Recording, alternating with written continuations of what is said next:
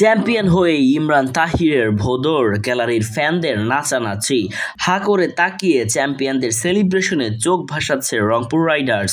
শনিবার গায়ানার বিপক্ষে ঠিকঠাক ফাঁদ না পাততে পারলে এমন দৃশ্যই দেখা যেতে পারে। অবশ্য সেই সুযোগ পাচ্ছে না ক্যারিবিয়ান দলটি। ব্যাক টু ব্যাক শিরোপায় নজর রাইডারদের। গায়ানায় ওদের ঘর থেকে ট্রফি ছিনিয়ে বাঘের হুঙ্কার দিতে মরিয়া সৌম্য সোহানরা। গেল বছরটা স্বপ্নের মতোই কেটেছে রংপুর রাইডার্সের। জিএসএল এর প্রথম আসরেই অংশ নেয়নি বিপিএল এর চ্যাম্পিয়ন ফরচুন বরিশাল। সেই সুযোগ কাজে লাগিয়ে গায়ানায় লাল সবুজের ঝান্ডা ওড়ায় রংপুর রাইডার্স। 5 দলের টুর্নামেন্টে প্রথম আসরেই রাইডারদের বাজিমাত। হারতে হারতে শেষ পর্যন্ত শিরোপা ছিনিয়ে নেয় সোহানরা।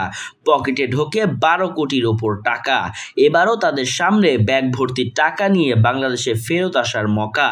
তবে দিতে হবে কঠিন পরীক্ষা। এবারের আসরেও তামিমদের আমন্ত্রণ না পাওয়ায় জিএসএল এ খেলার সুযোগ পায় রংপুর। চলতি আসরে প্রায় প্রতিটা ম্যাচেই ডুবতে ডুবতে বেঁচে যায় রংপুর রাইডার্স। খালেদ আহমেদের ক্যারিয়ার সেরা বোলিং, কাইল মেয়ার্সের দুর্দান্ত ব্যাটিংয়ে রংপুরকে দেয় টানা 3টি জয়। নিশ্চিত হয় ফাইনাল ম্যাচটি। 4 নম্বর ম্যাচটায় ব্যাটিং বিপর্যয়ে পড়লেও বৃষ্টিতে ম্যাচটি হয় পণ্ড। গ্রুপ সেরা হয়েই ফাইনালে উঠে যায় রাইডাররা।